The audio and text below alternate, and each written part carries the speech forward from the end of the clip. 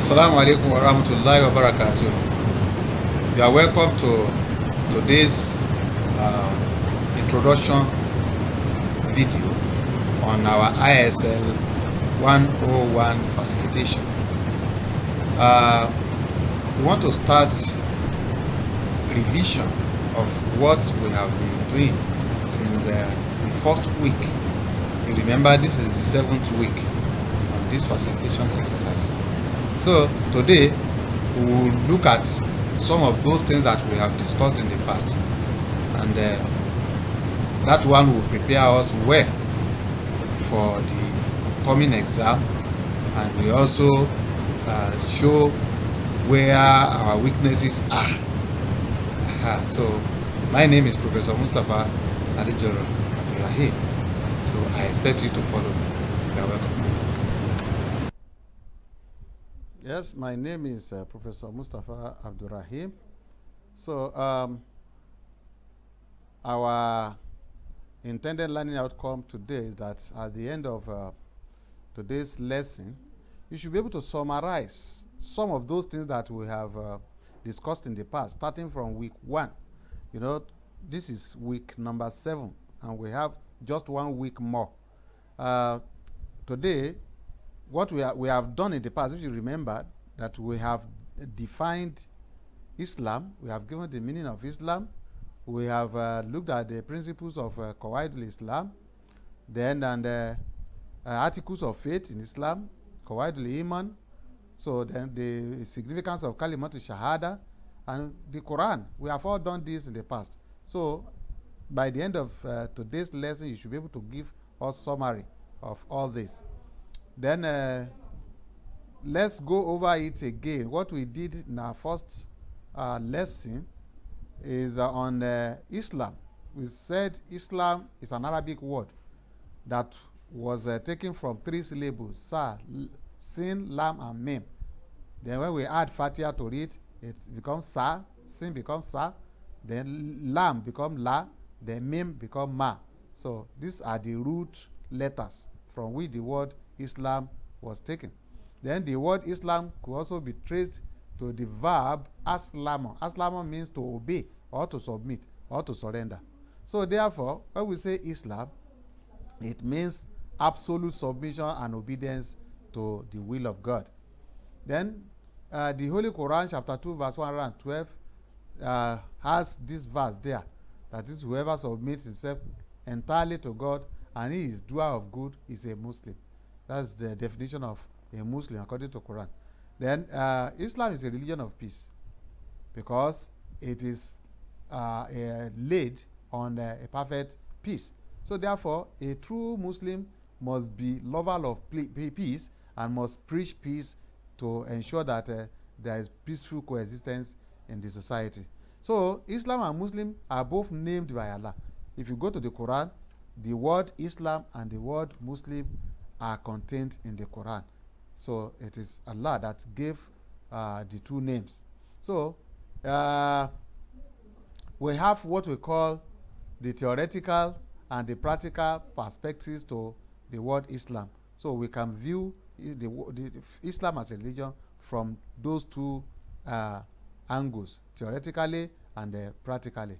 So the theoretical aspect is called the usul, while the practical aspect is called what?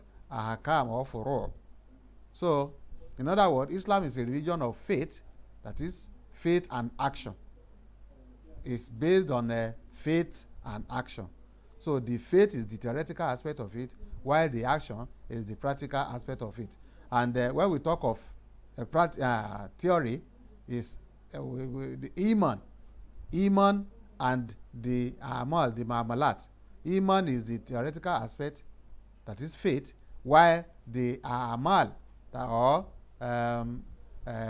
actions, so they are the practical aspect.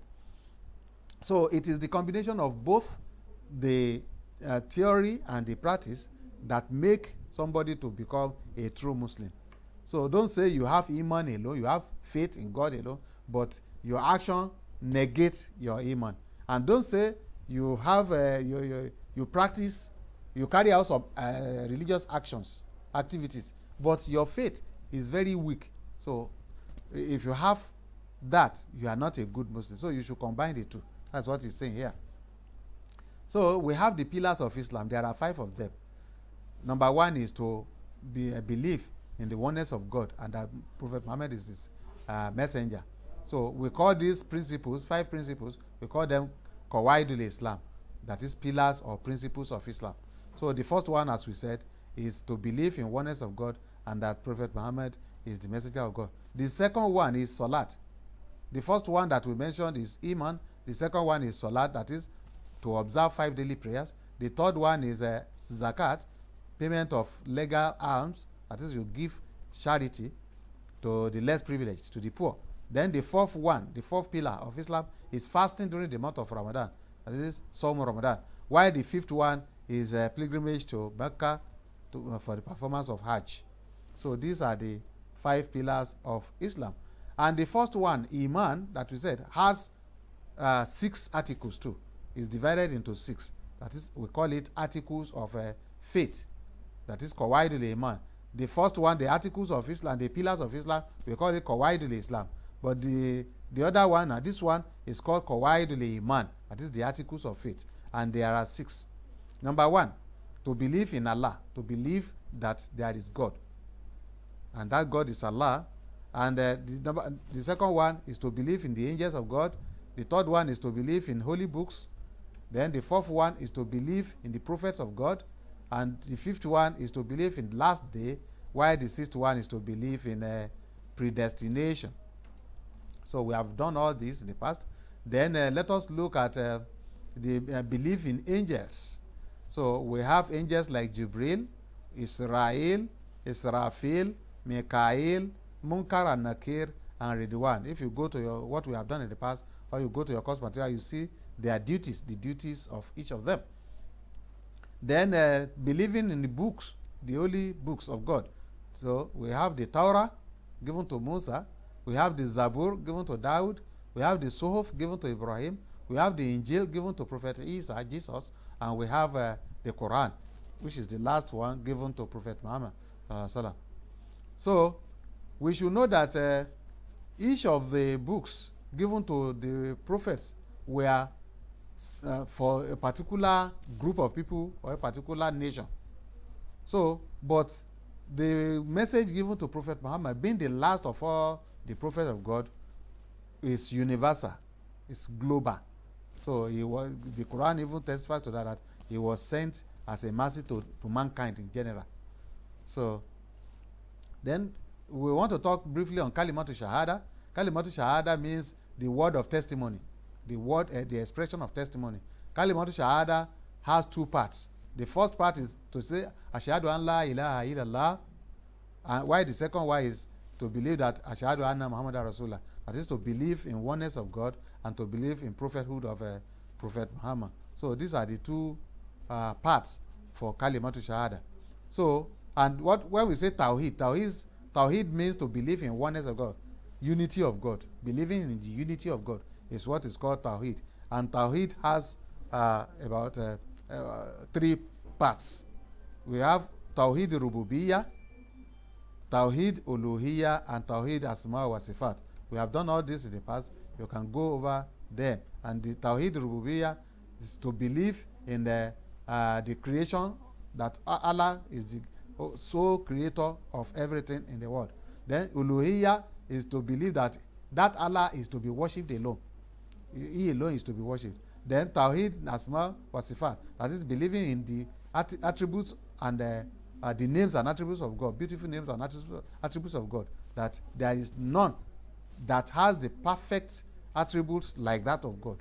So that's just the summary of what we are saying here. So La ilaha illallah is the statement that admits, the importance of it is that it admits somebody who is not a Muslim into the fold of Islam. Anybody who shows interest in becoming a Muslim, they will ask him to say La ilaha illallah Muhammad Rasulullah. When he says that, he is believed to have become a Muslim. So there we have other aspects, other parts of the the pillars, which is Salat, Zakat, Sawm, and Hajj, as we have discussed in the past. Then the other aspect of the expression of faith in Allah is the admittance of the Prophet Muhammad.